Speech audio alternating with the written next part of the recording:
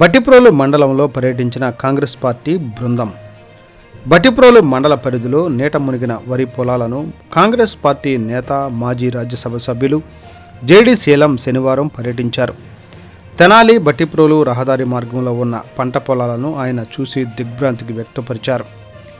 నీరు తగ్గిన వెంటనే వరి పొలాల గట్లను NREGS ద్వారా వేయించాలన్నారు. డ్వాక్రా రుణాలను 4 నెలల పాటు మారటోరియం ప్రకటించాలన్నారు. అదేవిధంగా కరకట్ట మరమ్మతులు చేస్తే జాబ్ కార్డుదారులకు పని కల్పించినట్లు అవుతుందన్నారు. బాధితులకు నిత్యావసర సరుకులను 4 నెలల పాటు ప్రభుత్వం అందించే విధంగా చర్యలు చేపట్టాలని వారు కోరారు.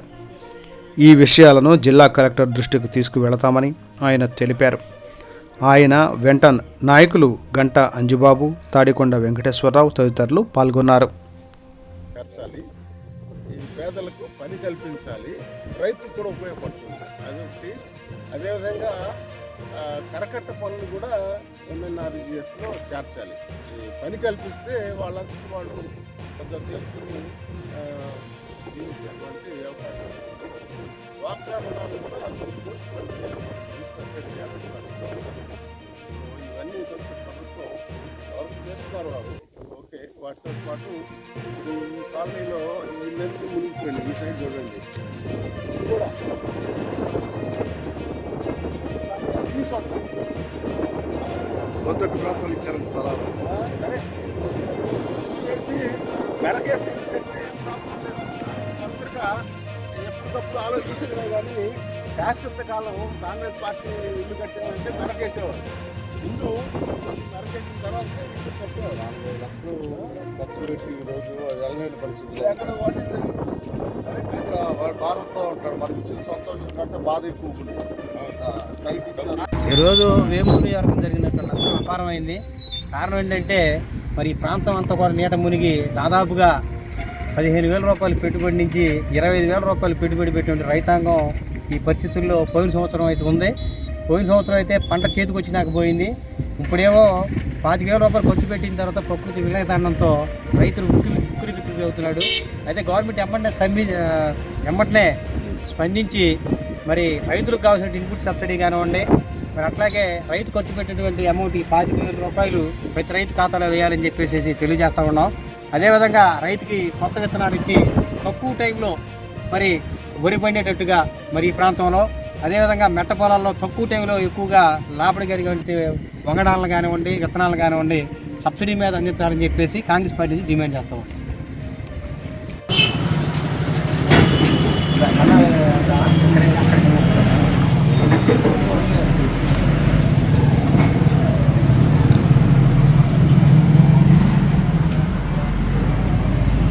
ఇది చాలా బాధాకరమైనటువంటి సమయం.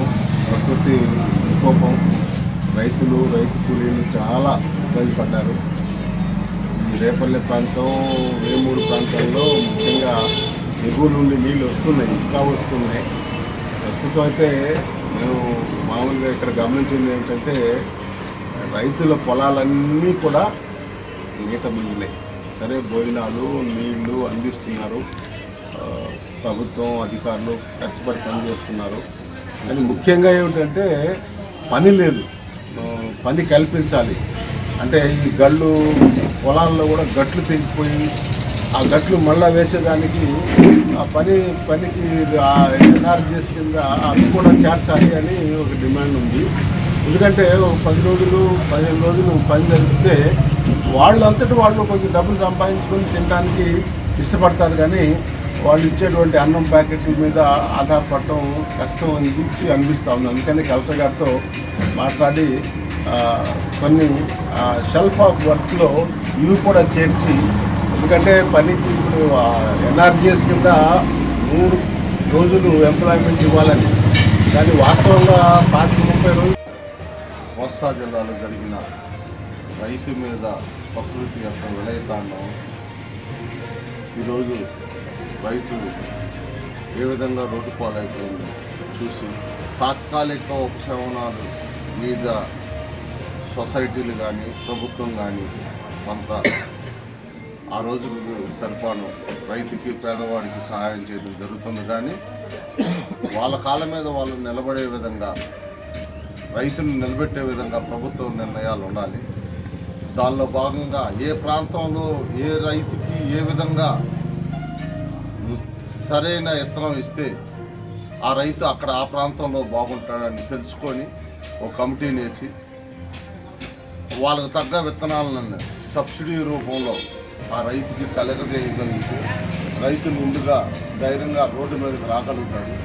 రైతు పూర్తిగా మానసికంగా కృంగిపోకముందే ప్రభుత్వాలు వాళ్ళ నిర్ణయాన్ని ముందుగా చెప్తే రైతు కొంత ధైర్యం కల్పించడం అవుతాం. దాని మీద కాంగ్రెస్ పార్టీ తరఫున జేడీ శీలం గారి నాయకత్వంలో మేము కలెక్టర్ గారిని కలిసి మేము పార్టీ తరఫున ఏ విధంగా రైతుకి న్యాయం జరగాలి, ఏ విధంగా రైతు మళ్ళీ తిరిగి కోలుకోవాలి అనే విధంగా మేము అధిష్టానం దృష్టితో పాటు ప్రభుత్వం దృష్టికి కూడా జేడీ శీలం గారి నాయకత్వంలో మేము ప్రభుత్వం తీసుకెళ్ళి రైతుకు న్యాయం జరిగేటట్టుగా, మరియు పేదలు కూడా చాలామంది పని కల్పించలేని పరిస్థితుల్లో ఈరోజు విలయతాండం చేసింది. ఒక రకం చెప్పాలంటే నిండు గర్భిణీ మీద రైతుకి జరిగిన దాడిలాగా ఉంది ప్రకృతి యొక్క విలయతాండం. దీన్ని మనం అందరం పార్టీలకు అతీతంగా చేయూతనివ్వాల్సిన బాధ్యత, రైతుకు భరోసా ఇవ్వాల్సిన బాధ్యత ఉంది. కోస్తా జిల్లాలో జరిగిన రైతు మీద ప్రకృతి యొక్క విలయతాండం ఈరోజు రైతు ఏ విధంగా రోడ్డు పాలైపోయింది చూసి తాత్కాలిక ఉపశమనాలు మీద సొసైటీలు కానీ ప్రభుత్వం కానీ కొంత ఆ రోజుకు సరిపాను రైతుకి పేదవాడికి సహాయం చేయడం జరుగుతుంది. కానీ వాళ్ళ కాళ్ళ మీద వాళ్ళు నిలబడే విధంగా, రైతును నిలబెట్టే విధంగా ప్రభుత్వ నిర్ణయాలు ఉండాలి. దానిలో భాగంగా ఏ ప్రాంతంలో ఏ రైతుకి ఏ విధంగా సరైన విత్తనం ఇస్తే ఆ రైతు అక్కడ ఆ ప్రాంతంలో బాగుంటాడని తెలుసుకొని ఒక కమిటీని వేసి వాళ్ళకు తగ్గ విత్తనాలను సబ్సిడీ రూపంలో ఆ రైతుకి కలగజేయగలిగితే రైతు ముందుగా ధైర్యంగా రోడ్డు మీదకి రాగలుగుతాడు. రైతు పూర్తిగా మానసికంగా కృంగిపోకముందే ప్రభుత్వాలు వాళ్ళ నిర్ణయాన్ని ముందుగా చెప్తే రైతు కొంత ధైర్యం కల్పించడం అవుతాం.